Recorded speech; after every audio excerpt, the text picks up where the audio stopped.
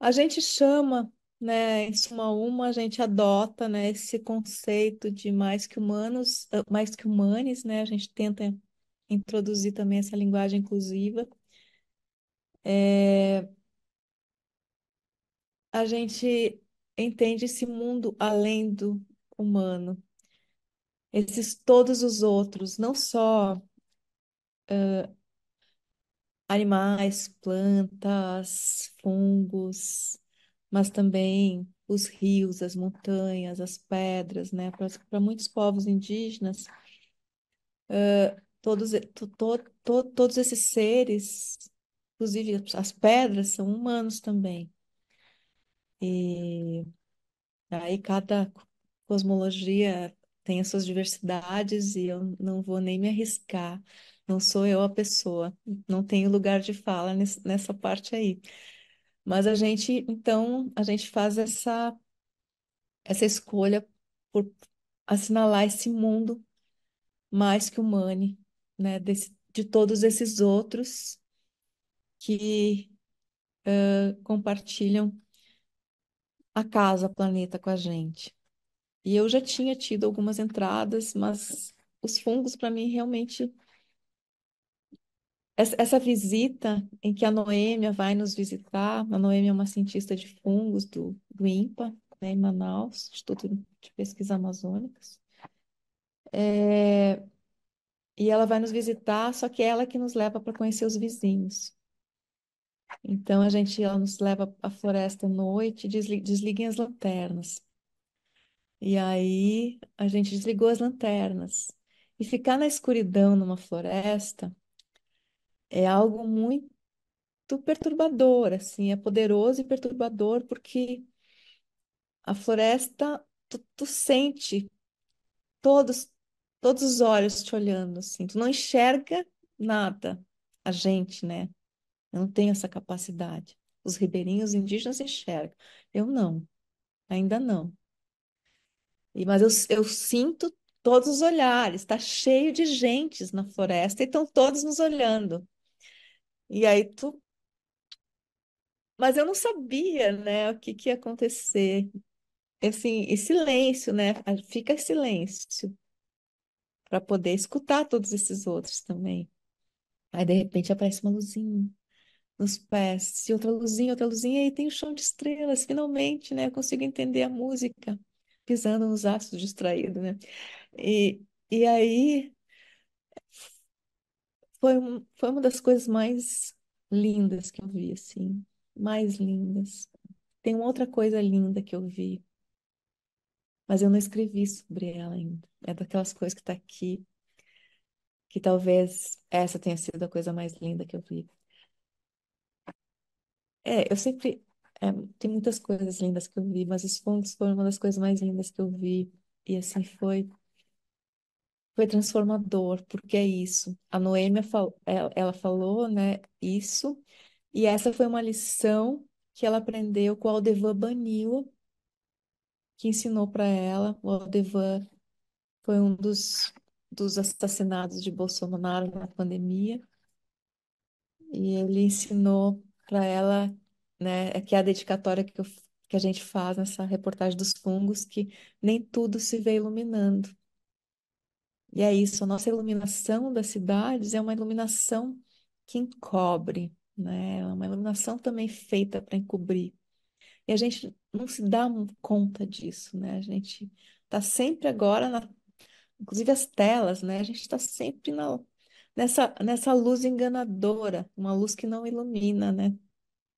E uma luz que, que a gente não faz com que a gente não enxerga. Isso foi determinante para mim, de entender várias coisas, né? De reforçar o que eu já sabia, de que da nossa pouca importância, né? Porque cada vez que tu vai, um dos efeitos de, de se reflorestar, né? De estar na natureza, aprender com os povos natureza, é esse entendimento do quanto é ridícula a nossa pretensão como humano de ser importante, né? É tão ridículo Mas é muito ridículo, sabe? É muito ridículo. Porque, assim, os fungos, essas criaturas estão há 1 bilhão de anos, cocriaram a Amazônia, cocriaram o planeta, né? Assim, não teria esse planeta dessa maneira sem os fungos. Como outros tantos, né? Mas os fungos, particularmente, eles são. É que eu me apaixono por uma coisa, depois eu vou me apaixonar por outra, aí eu fico. Aí, e assim, a nossa importância, né? A gente é assim, essa criatura comedor de. Esse povo da mercadoria, como diz o Davi, Copenau, aí a gente que somos comedores de planeta, assim, por isso a nossa importância é de comedor de planeta, né? Que maravilha, né? Mas assim, então, dessa ideia de que a maioria, a gente não sabe nada, e a maioria, a gente não sabe quase nada sobre tudo que existe. E eu acho que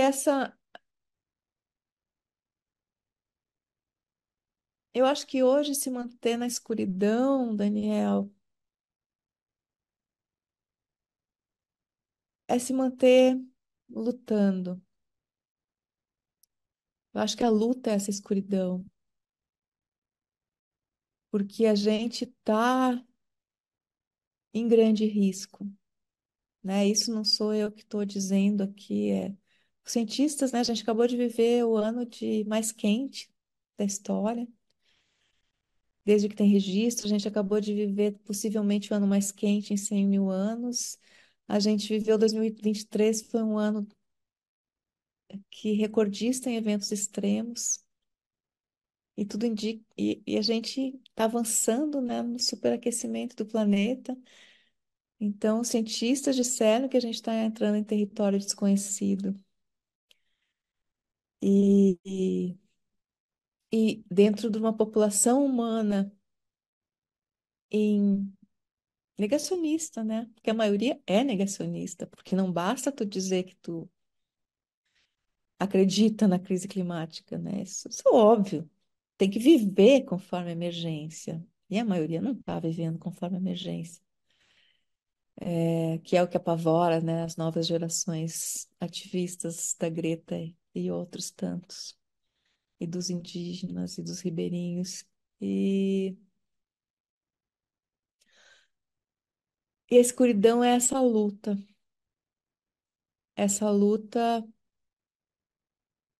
em que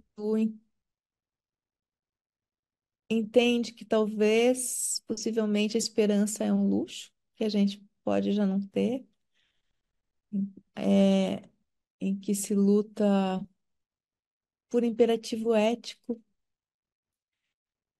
em que se faz o que não sabe, porque na nossa época já não basta fazer o que se sabe, tem que fazer também o que a gente não sabe, tem que criar,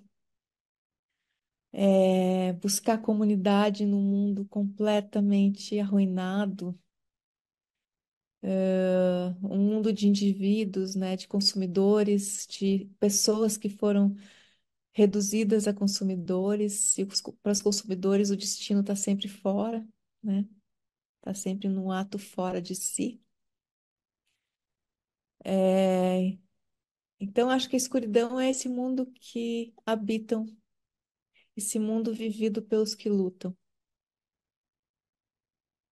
Eu acho que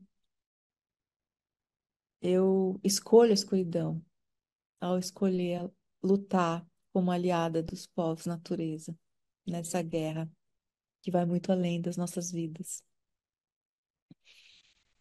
E eu acho que é essa escolha ética que a gente pode fazer,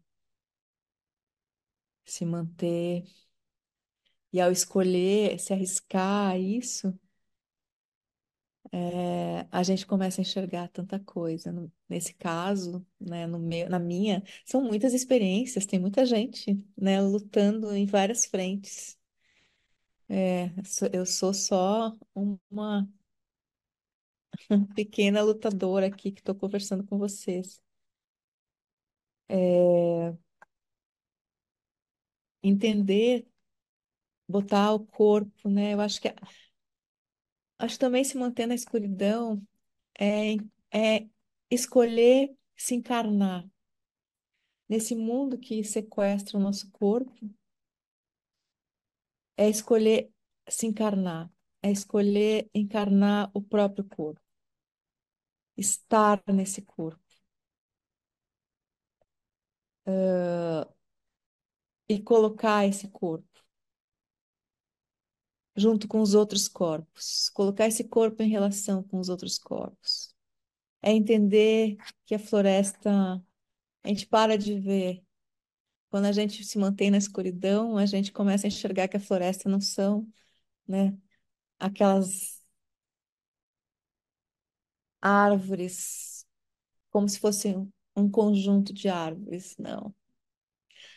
A floresta é muito além disso, né? A floresta é. Cada árvore é um planeta com milhões de seres, como nós mesmos somos um planeta com milhões de seres vivendo.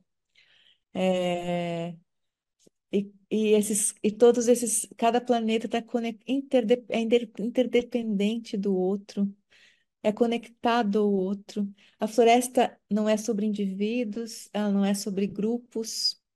A floresta é sobre relação, relação entre.